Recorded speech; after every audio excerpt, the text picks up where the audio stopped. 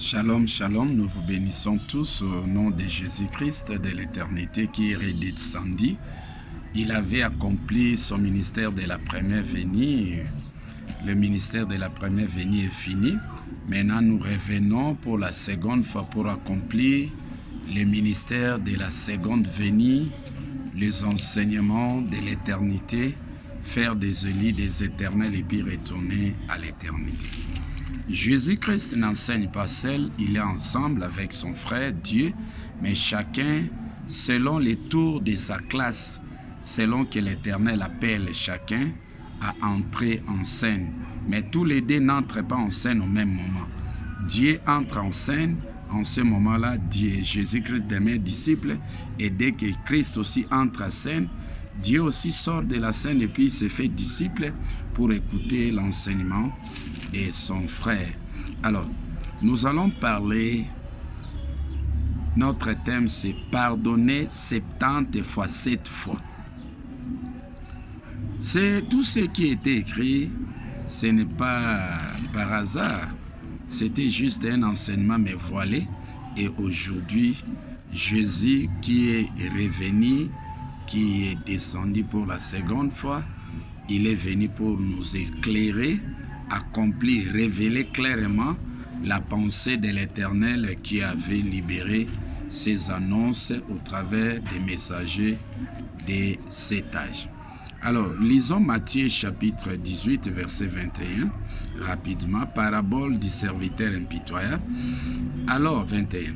Alors Pierre s'approcha de lui et dit, « Seigneur, combien de fois pardonnerai-je à mon frère lorsqu'il péchera contre moi? Sera-ce jusqu'à 7 fois? » Jésus lui dit, « Je ne te dis pas jusqu'à 7 fois, mais jusqu'à 70 fois 7 fois. » Vous voyez le chiffre 7 ici, 7, 7, 14 sauts. Quand on parle de pardonner 7 fois, les 7 ici, ce sont les annonces des messagers de cet âge de la première venue qui ont prédit en faveur de l'enseignement de Jésus-Christ de la première venue et qui ont également prédit en faveur de l'enseignement de Dieu de la première venue, ce qu'on appelle jugement dernier.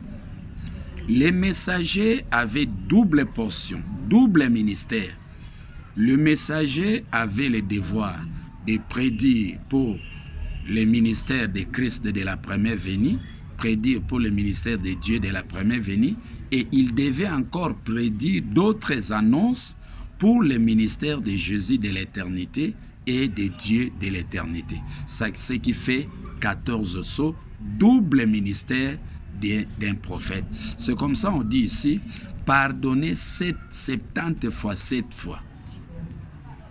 70 fois, ça dit que les annonces qui accompagnaient, qui étaient là comme soubassement, fondement, pour soutenir l'enseignement de Jésus-Christ de la première venue. Ça dit que pardonner, c'est enseigner. Vous ne pouvez pas enseigner, enlever l'ignorance dans un prédestiné, dans quelqu'un qui se présente devant toi, sans pourtant parler des Écritures, parler des annonces que l'Éternel a prédit au travers des messagers de cet âge. C'est comme ça, pardonner 7 fois ou 70 fois. Ça dit que accompagner, votre message doit toujours être accompagné des annonces. Puisque c'est au travers des annonces que vous allez convaincre les élus qui sont dans l'ignorance, vous allez les récupérer par rapport à ce que les prophètes ont prédit. Ce sont là les 7. 70, ça dit que 7. Chiffre 7, les messagers de cet âge. 7 anges de l'Église. Alors, 70 fois 7, ça dit que le ministère de Christ était double ministère. Première venue, seconde venue. Et aujourd'hui, durant le règne de la seconde venue, Jésus-Christ est présent maintenant là. J'enseigne, j'accompagne mon enseignement avec 7 autres annonces de 7 qui ont prédit pour l'éternité. Puisqu'il y a 70 fois 7. 7, ce sont les 7 autres messagers qui ont prédit pour l'éternité. Mais c'est le même messager qui a prédit pour le règne de la première venue, et c'est le même messager aussi qui joue le rôle pour le règne de l'éternité. Il y a les annonces que les prophètes ont prédit pour accompagner l'enseignement de Jésus de la première venue, c'est-à-dire que prêcher le message, accompagner cela avec les annonces des messagers de cet âge. Et le ministère de l'éternité aussi, le message de Christ ou le message de Dieu doit être toujours accompagné par les annonces de 7 autres messagers qui ont prédit pour le règne de l'éternité. Sans les annonces, vous allez convaincre les gens avec quoi? Puisque la Bible dit, ceux qui ont refusé le baptême de Jean-Baptiste ont rendu nul à leur égard les plans divins, les plans de l'éternel.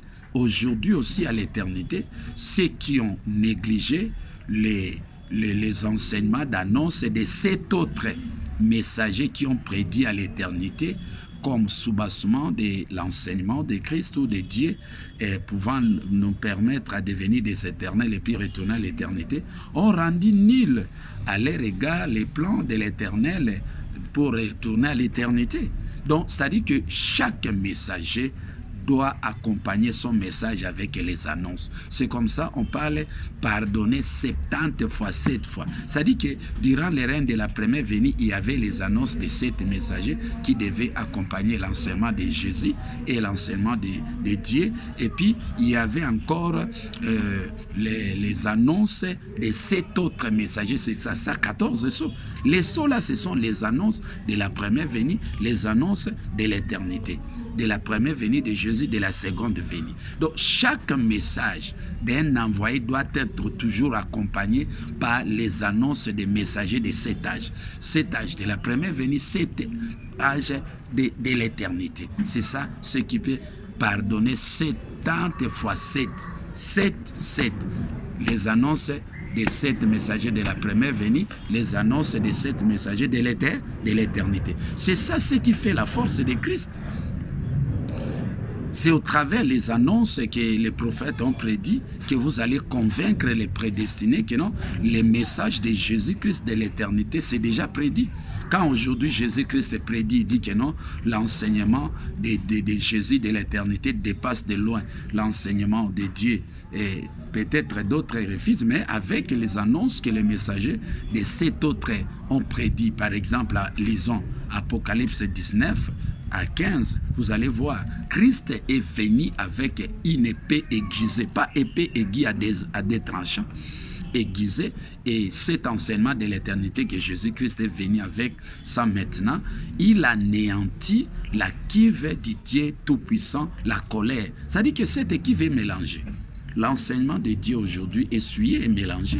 C'est au travers les annonces de 7 autres messagers qui ont prédit, qui prouvent que non, c'était bien longtemps prédit que l'enseignement de Dieu de l'éternité devrait être mélangé, essuyé. Et Jésus-Christ de l'éternité, de la seconde venue, devrait corriger cet enseignement. C'est au travers les 7, pardonner 7 fois, 70 fois 7. C'est-à-dire que l'enseignement de Jésus de la première venue doit être accompagné par les annonces des messagers de cet âge.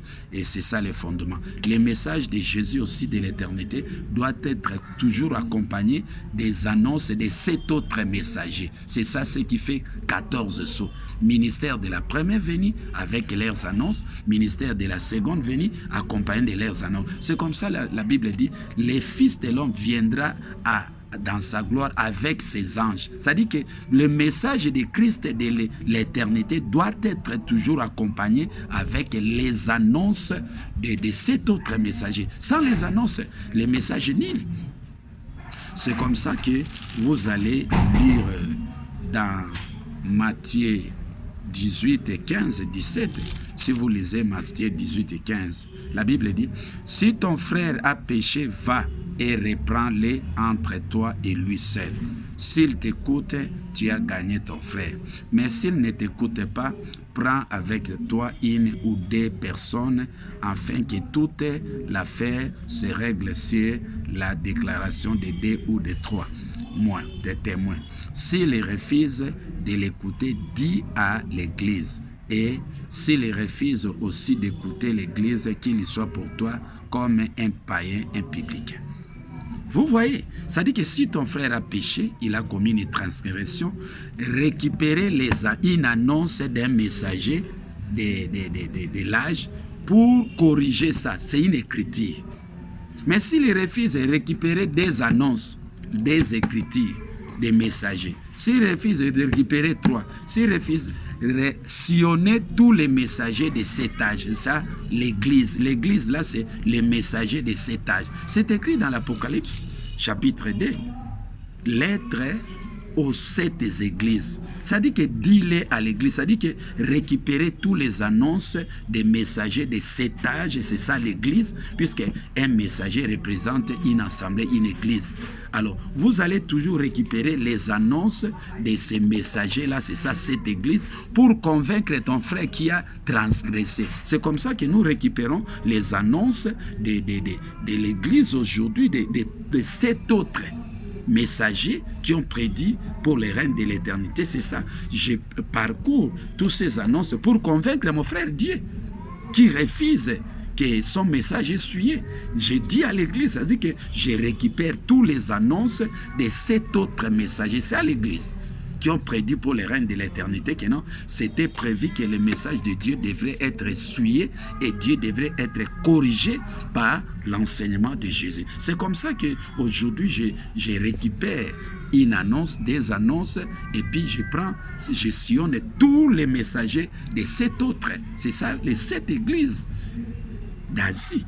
Mais ça, c'est de l'éternité pour convaincre mon frère dont il marche aujourd'hui, il est devenu boiteux, il proclame un enseignement charnellement mélangé, puisque Dieu a prétendu dire que non, il demeure le Fils unique de l'Éternel. Ça n'existe pas. Luc 15, verset 11, il y a des fils, des femmes, des épouses, des oins, des pasteurs, des rameaux de palmiers. Donc, nous vous invitons à amasser ces enseignements. Que l'Éternel vous bénisse. Si vous refusez ces enseignements de l'éternité, que Christ vous enseigne maintenant là, qui est présent, Antoine Lobola, sachez-le que la porte de l'éternité sera fermée pour vous. Que l'Éternel vous bénisse.